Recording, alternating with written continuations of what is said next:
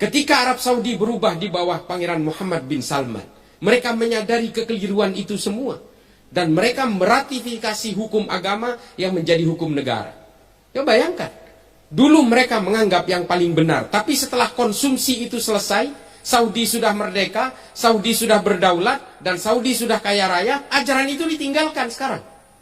Dan mereka sudah mengubah semua usul-usul fikih yang dijadikan hukum negara.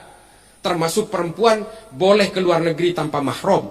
Perempuan sudah boleh berpendidikan. Perempuan sudah boleh bekerja. Perempuan sudah boleh nyetir mobil. Jadi supir Grab juga sudah bisa hari ini. Dan orang-orang Saudi sudah tidak membuat pemisahan-pemisahan antara laki-laki dan perempuan di mall misalnya. Bahkan mereka sudah mengadakan konser musik di Riyadh. Mereka sudah membuka gedung bioskop dan sebagainya. Manusia tidak bisa kalau kemudian memaksakan hidup sama seperti abad ke-8, ke-9 dan sebagainya. Karena peradaban manusia ini tidak bisa dicegah. Ini yang terjadi di Arab Saudi hari ini. Ambiguitas dan anomali itu tercipta, kebingungan-kebingungan dan tercipta. Akhirnya apa? Menempatkan para pengagum dan para penganjur Wahabi di Indonesia hari ini lebih Saudi dari Saudi. Orang Saudi berusaha menjadi orang Indonesia hari ini. Mereka memberikan kebebasan-kebebasan. Hijab bahkan tidak diwajibkan di Arab Saudi hari ini, kecuali di Haramain, di 2 kota suci. Dan ini dialami oleh bangsa Arab Saudi. Dan orang-orang Wahabi di Indonesia hari ini ingin mengsaudikan Indonesia, sama seperti Saudi zaman dulu. Dan mereka berusaha memecah belah dengan mengkafir-kafirkan, membid'ah-bid'ahkan, memurtad-murtadkan.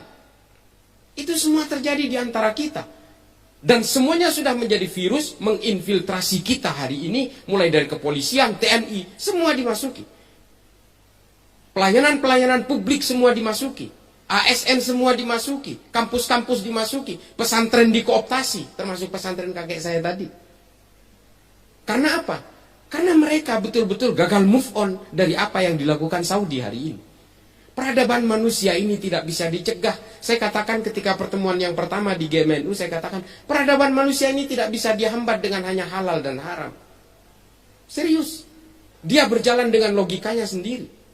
Kalau kita memaksakan kepala kita tertinggal di abad pertengahan, tapi kaki kita hidup di abad milenium, pada akhirnya kita betul-betul tidak berperadaban. Coba hari ini mereka dengan gampangnya membid'ahkan sana sini, sementara mereka hidup 100% dengan dunia bid'ah. Munafik. Ini yang mereka lakukan.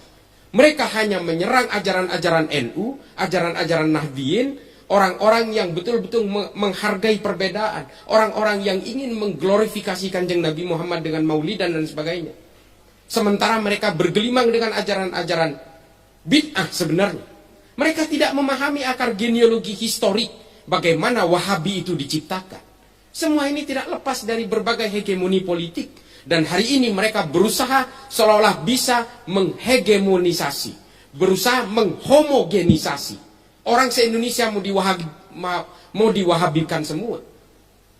Ini terjadi di sini. Orang-orang NU hari ini, saya tidak menganggap NU ini sebagai seorang malaikat yang paling benar, tidak. Semua orang berkeyakinan pasti paling benar.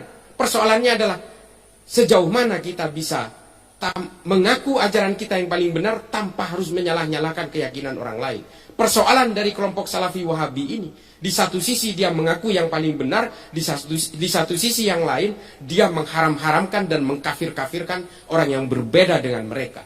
Ini adalah konsep Wahabi pertama. Ketika Arab Saudi ingin memerdekakan diri dari kekuasaan-kekuasaan politik di Arab pada zamannya. Dan ini dilakukan di negara kita yang betul-betul menurut saya ini sudah adem ayem. Tidak heran kemudian, saya sering bercerita bahwa saya sering bertemu dengan kelompok-kelompok teroris yang baru ditangkap. Saya jamin 100% mereka penganut faham Salafi Wahabi. Mari kita buka-bukaan data. Saya yang ketemu dengan teroris-teroris itu, udah ratusan. Dan semua sama dengan mereka. Mengharamkan wayang juga, mengharamkan musik juga, mengharamkan maulidan juga, mengharamkan tahlilan juga. Dan mengharamkan berbagai gerakan-gerakan intimasi sosial masyarakat. Mereka intinya adalah ingin menyamakan antara kita dengan mereka. Kalau yang berbeda, mereka kafirkan. Selesai. Konsep mereka sesederhana itu.